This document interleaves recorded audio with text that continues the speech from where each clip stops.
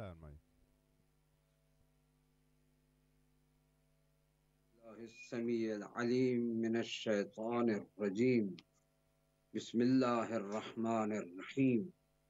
الحمد لله رب العالمین والصلاة والسلام على سیدنا و نبینا ابی القاسم محمد صلی اللہ علیہ وعلى آبائه الطیبین وآلہ الطاہرین المعصومین الہداة المکرمین الذين أذهب الله عنهم الرجس وطهرهم تطهيرا. اما بعد. ہدایت نامہ امیر المومنین علیہ السلام کے جاری اس سلسلے میں ہم آج اپنے ناظرین کو مولائے کائنات امیر المومنین علی ابن ابی طالب علیہ السلام کے بیانات کی روشنی میں ان حقائق و معارف سے آشنا کرنا چاہتے ہیں جن میں مولا نے ہمیں حقیقی اسلام کا تعارف کروایا.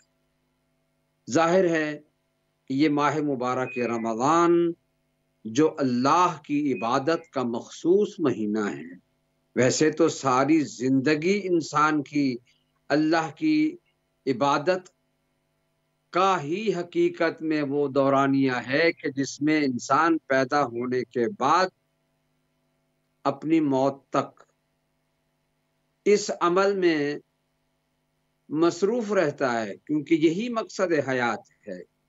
اللہ نے پیدا ہی ہمیں اس لیے کیا ہے کہ ہم اس کی عبادت کریں، اس کے عابد بنیں، اور اس کی عبادت کا طریقہ جو ہم نے اپنایا ہے وہ یقیناً ہمیں رسول اعظم حضرت محمد مصطفیٰ صلی اللہ علیہ وآلہ وسلم نے بتایا، خاتم الانبیاء نے بتایا.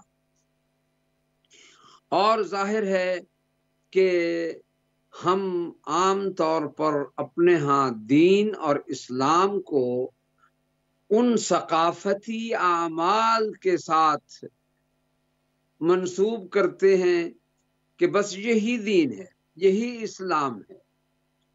بس زبان سے لا الہ الا اللہ محمد رسول اللہ پڑھ دیں تو بس یہی اسلام ہے. اور اس کے بعد جو زندگی کے دوسرے اعمال ہیں ان میں ہم اپنی مرضی، اپنے ماحول، اپنے علاقے، اپنے خاندان، اپنے دوستوں، عزیزوں، رشتہ داروں کو دیکھ کر جو وہ کرتے ہیں وہی کرتے چلے جاتے ہیں اور کہتے ہیں کہ یہی اسلام. حالانکہ ایسی بات نہیں ہے. اسلام یہ نہیں ہے. اسلام صرف وہی ہے کہ جو حضرت پیغمبر اسلام صلی اللہ علیہ وآلہ وسلم نے بتایا. اور پیغمبر اسلام تو کچھ کہتے ہی نہیں تھے اپنی طرف سے. وَمَا يَنْطِقُ عَنِ الْهَوَىٰ إِنْ هُوَ إِلَّا وَحْيٌ يُوحَىٰ. وہ تو ہر بات وحی کے مطابق کرتے تھے، وحی آتی تھی تو کچھ فرماتے تھے. تو ظاہر ہے کہ وہ ہستی کہ جو آغوش نبوت میں جس نے پرورش پائی ہو، جس نے لعاب دہن رسول چوس چوس کر علم حاصل کیا ہو، وہ مولا علی علیہ السلام کے جو پیغمبر اکرم کے شاگرد ہیں. اور فرماتے ہیں کہ علمنی رسول اللہ الف باب من العلم فینفتح من کل باب الف باب. مجھے رسول اللہ صلی اللہ علیہ وآلہ وسلم نے علم کے 1000 دروازے پڑھائے اور ہر دروازے سے 1000 دروازے نکلتے ہیں. انا مدینۃ العلم وعلی بابھا. میں علم کا شہر ہوں اور علی اس کا دروازہ ہے. اب تو ظاہر ہے کہ اس ہستی کی باتیں دراصل پیغمبر اکرم کی باتیں ہوں گی، اور پیغمبر اکرم کی باتیں اپنی ہوتی ہی نہیں ہیں. وہ تو جو بولتے ہیں وہ اللہ کا کلام ہوتا ہے. لہٰذا ہم اس سلسلے کی مربوط کڑیوں کو جب سامنے دیکھتے ہیں تو پتہ چلتا ہے کہ مولا علی نے جو فرمایا وہ کلام رسول اللہ صلی اللہ علیہ وآلہ وسلم کی ایک خوشبو تھی. اور وہ خوشبو ایسی کہ جو ہماری زندگی کے باغ کو معطر کر دیتی ہے۔ اسلام کی صحیح تصویر اور تفسیر جو مولا علی نے فرمائی، آج ہم چاہتے ہیں کہ وہ الفاظ کے جو امام نے فرمائے ہیں انہیں اپنی زبان پر لا کر ان پر عمل کرنے کے حوالے سے عہد کریں کہ ہم اپنی زندگی میں انہیں اپنائیں گے، اور ایسا اپنائیں گے کہ قیامت کے دن پیغمبر اکرم کی خدمت میں جب حاضر ہوں گے تو پیغمبر دیکھ کر خوش ہو جائیں گے کہ میری امت کے ان افراد نے میری تعلیمات پر کس طرح سے عمل کیا۔ میں ہمیشہ کہا کرتا ہوں کہ مولا علی علیہ السلام کے کلمات اور بیانات کو اسی نگاہ سے دیکھا جائے کہ ان کا سرچشمہ دراصل زبان رسالت ہے، اور زبان رسالت کا سرچشمہ بیان خدا ہے، لہذا ہمیں انہیں عام لوگوں کے بیانات کی طرح نہیں سمجھنا چاہیے۔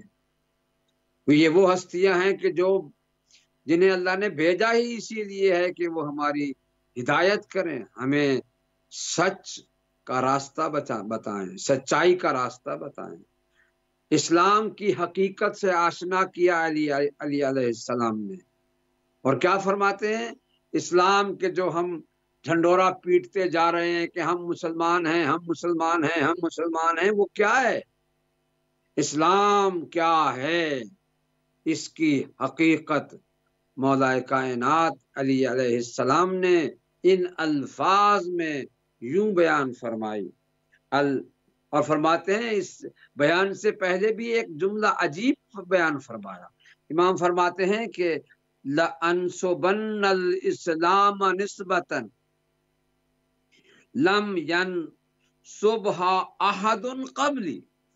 آج میں اسلام کے حوالے سے وہ بیان تمہیں پیش کرنا چاہتا ہوں کہ مجھ سے پہلے کسی نے ایسا بیان دیا ہی نہیں ہے۔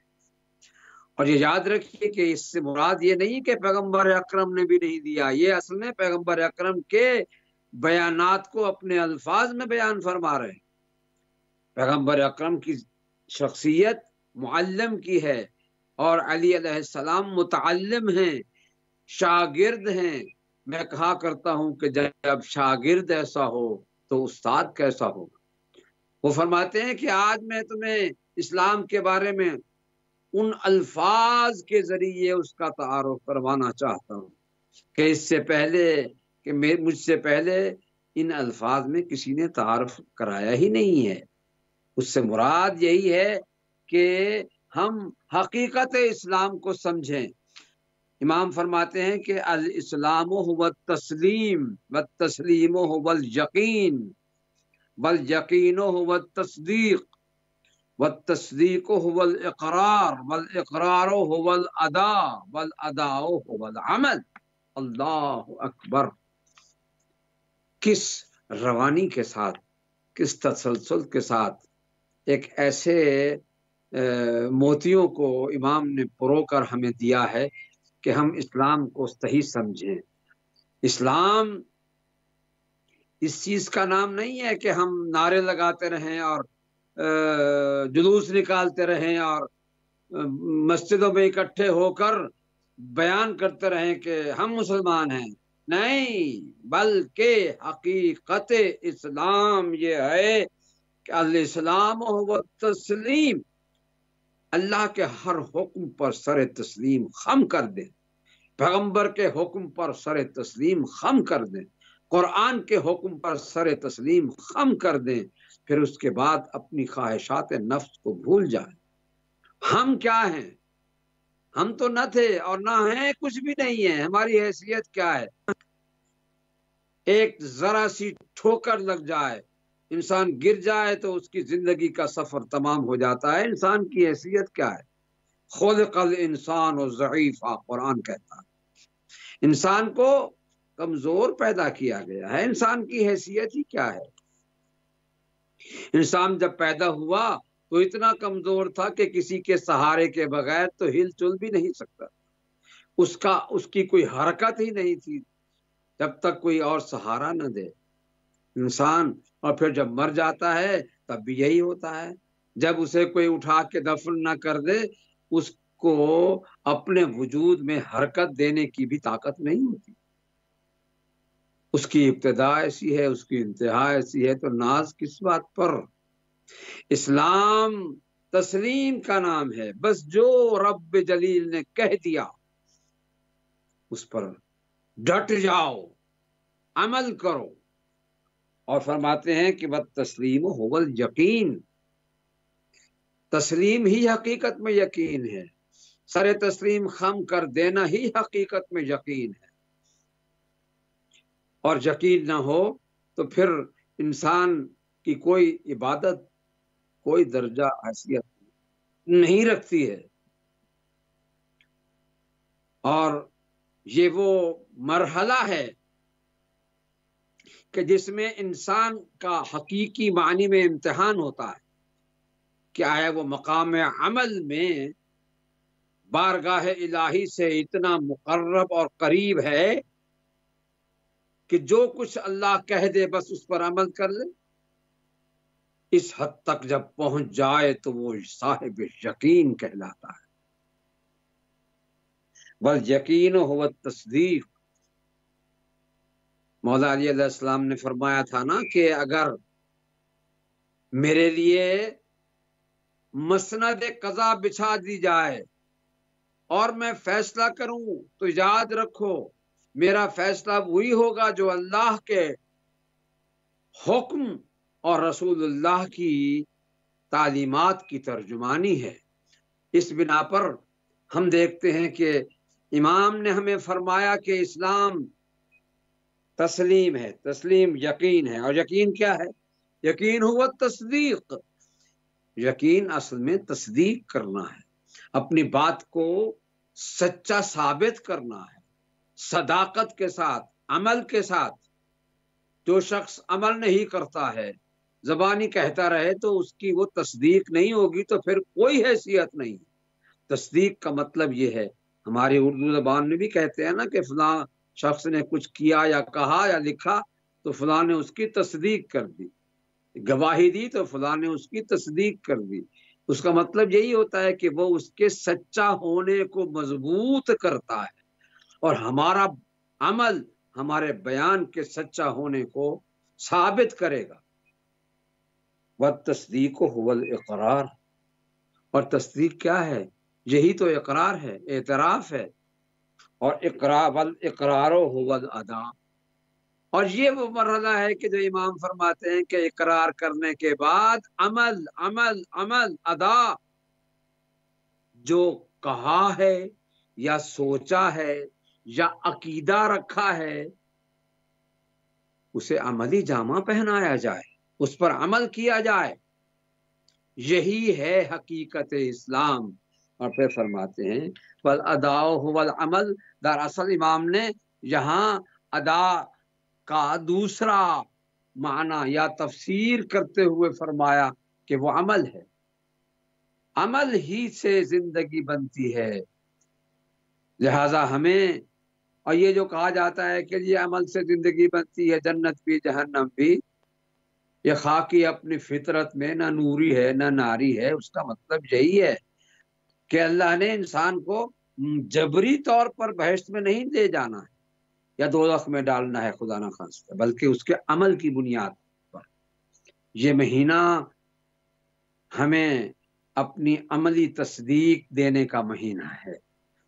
اللہ سے بارگاہ الہی میں دعا ہے کہ وہ ہمیں اس مقدس اور پاکیزہ مہینے کی برکتوں سے عمل کی توفیق عطا فرمائے۔ سچے مسلمان ہو کر، سچے سچے جھوٹے نہیں، زبان سے نہیں عمل سے ثابت کرنے والے مسلمان بن کر بارگاہ الہی میں یہ دعا کرتے ہیں کہ پروردگار ہمیں ان اعمال کی توفیق عطا فرما، ہمیں اپنے عقیدے پر صحیح عمل کرنے اور تیری بارگاہ میں سرخرو ہو کر جانے کی توفیق عطا فرما، ہمارے اعمال کو قبولیت کی عزت عطا فرما اور ہمیں صحیح معنی میں وہی بنا جو تو چاہتا ہے. تو ویسا ہی ہے، مولا علی نے فرمایا تھا، جیسے میں چاہتا ہوں کہ تو میرا رب ایسا ہو، مجھے ویسا بنا جیسے تو چاہتا ہے کہ میرا بندہ ایسا ہو. خدا سے دعا ہے کہ وہ ہمیں اپنا خالص و مخلص عبادت و اطاعت گزار بندہ قرار دے. والسلام علیکم ورحمۃ اللہ وبرکاتہ.